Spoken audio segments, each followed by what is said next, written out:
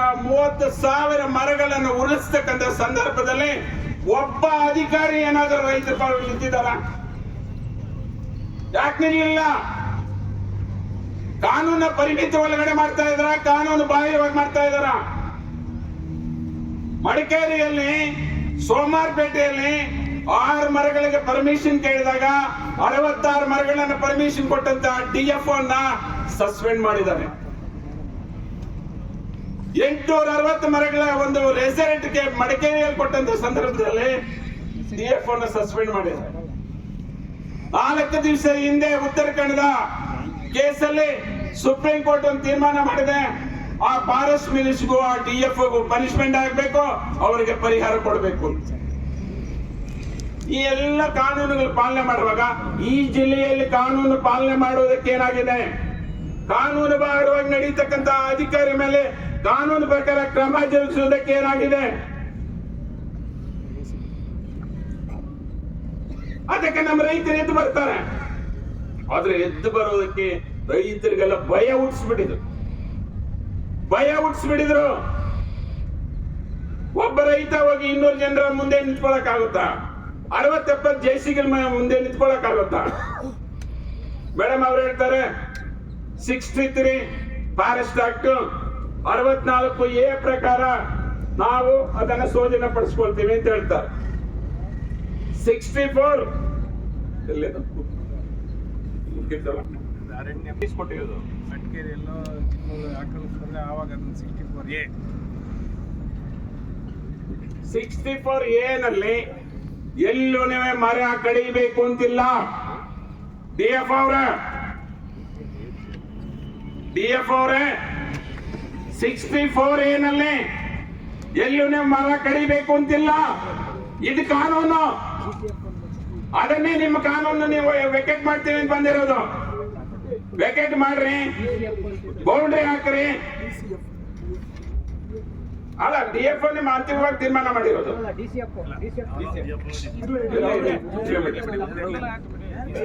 ಮಾಡ್ರಿ ನೀವು, ಆದ್ರೆ ಕಾನೂನು ಪ್ರಕಾರ ಮಾಡಿ. ಕಾನೂನು ಪ್ರಕಾರ ಮಾಡಿದರೆ ಕಾನೂನಿಂದ ನೀರು ಕುಡಿಸ್ತೀವಿ, ನಿಮಗೆ ಶಿಕ್ಷೆ ಆಗುತ್ತೆ. 1,30,000 ಮರಗಳನ್ನ ಕಡಿಯುವುದಕ್ಕೆ ಯಾರು ಪರ್ಮಿಷನ್ ಕೊಟ್ಟಿದೆ? ಯಾವ ಕಾನೂನು ನಿನ್ ಪರ್ಮಿಷನ್ ಕೊಟ್ಟಿರೋದು? ನೀನು ಈ ಜಿಲ್ಲೆಯ ಸರ್ವಾಧಿಕಾರಿನಾ? ಸರ್ವಾಧಿಕಾರಿಗಳೆಲ್ಲ ಈ ಪ್ರಪಂಚದಲ್ಲಿ ಏನಾಗಿದ್ದಾರೆ ಗೊತ್ತಿದ್ಯಾ? ಹಿಟ್ಲರ್ ಅಂತ ಅವನೇನಾದ್ರೂ ಗೊತ್ತಿದ್ಯಾ? ಸರ್ವಾಧಿಕಾರಿಯನ್ನು ಕಾಪಾಡೋದಕ್ಕೆ ಈ ಜಿಲ್ಲೆಯ ಎಲ್ಲ ಯಂತ್ರಾಂಗ ಇರಬಾರದು ಅಂತ ಅವನಿಗೆ ಪನಿಷ್ಮೆಂಟ್ ಆಗ್ಬೇಕು ಅಂತಾನೆ ಇವತ್ತು ನಾವು ಬಂದಿರ್ತಕ್ಕಂಥದ್ದು. 64 ಮೇಡಮ್ ಇಲ್ಲ ಹೇಳುತ್ತೆ ನೋಡಿ. ಅದಕ್ಕೇನು ಅರ್ಥನೇ ಬೇಡವಾ? ಇದೇ ಬೇಡವಾ? ರೈತರ ಮೇಲೆ ಇಷ್ಟು ದಬ್ಬಾಳಿಕೆ, ಇಷ್ಟು ದೌರ್ಜನ್ಯ, ಅವ್ರಿಗೇನು ಕಾನೂನು ಗೊತ್ತಿಲ್ಲ ಅಂತಕ್ಕಂಥ ನಿಟ್ಟಿನಲ್ಲಿ ಬರ್ತೀರಾ ನೀವು?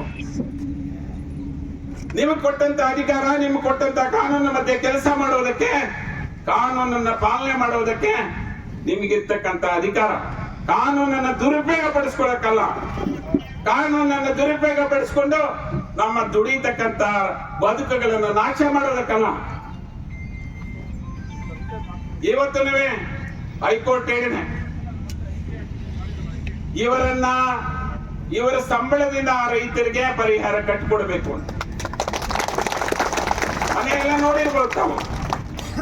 ಯಾರೇ ನಿಮ್ಗೆ ಪರ್ಮಿಷನ್ ಕೊಟ್ಟಿದ್ದು ಅಂತ ಹೈಕೋರ್ಟ್ ಪ್ರಶ್ನೆ ಮಾಡ್ತಾ ಇದೆ. ಏನು ಉತ್ತರ ಹೇಳ್ತೀರಿ ನೀವು? ಧೈರ್ಯ ಇದೆಯಾ? ಇಂಥ ಹೇಳಿ ಕೆಲಸ ಮಾಡೋದಕ್ಕೆ ನಮ್ಮ ಜಿಲ್ಲೆಗೆ ಬರ್ಬೇಕಾಗಿತ್ತ? ಇಲ್ಲಿ ಮಳೆನೇ ಕೊರತೆ. ಇಂಥ ಸಂದರ್ಭದಲ್ಲಿ ಈ ಮರಗಳನ್ನು ಕಡಿದ್ರೆ ನಮ್ಮ ಮಳೆ ಇಲ್ಲದೆ ನಮ್ಮ ಬದುಕುಗಳು ಏನಾಗುತ್ತೆ? ನಮ್ಮ ಬದುಕುಗಳು ನಾಶ ಆಗುತ್ತೆ. ನಾಶ ಮಾಡಬೇಡಿ.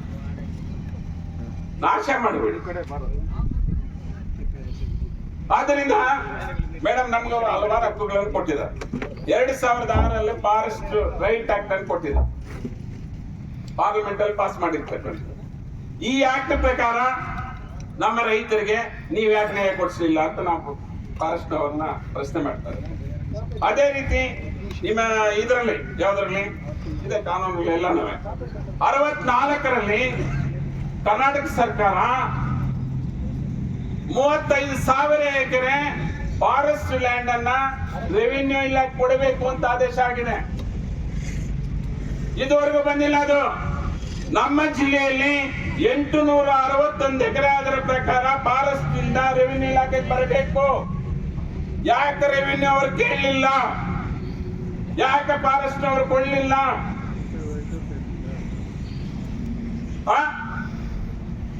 78ರಿಂದ ಆ ಕಡೆಗೆ ಯಾರ್ಯಾರು 3 ಎಕರೆ ಒಳಗಡೆ ಇದಾರೋ ಅವ್ರಿಗೆಲ್ಲ ನಾವೇ ಫಾರೆಸ್ಟ್ ಒಳಗಡೆ ಇದ್ರನ್ನ ಬಿಡಬೇಕು ಅಂತೇಳಿ 2015ರಲ್ಲಿ ಒಂದು ಆದೇಶ ಆಗಿದೆ. ಫಾರೆಸ್ಟ್ ಇಲಾಖೆಗೆ ಹೋಗಿದೆ, ರೆವಿನ್ಯೂ ಇಲಾಖೆಗೆ ಬಂದಿದೆ. ಅದನ್ನ ಯಾಕೆ ಜಾರಿ ಮಾಡಲಿಲ್ಲ? ನಮ್ಮ ರೈತರಿಗೆ ನ್ಯಾಯ ಕೊಡ್ಲಿಲ್ಲ. 91ರಿಂದ CND ಲ್ಯಾಂಡ್ ಏನೇನ್ ಫಾರೆಸ್ಟ್ ಇಲಾಖೆಗೆ ಇದೆಯೋ ಅದೆಲ್ಲ ವಾಪಸ್ ಕೊಡಬೇಕು ಅಂತಕ್ಕಂಥ ಆದೇಶ ಆಗಿದೆ. ಅದನ್ನ ಯಾಕೆ ತಗೊಂಡಿಲ್ಲ?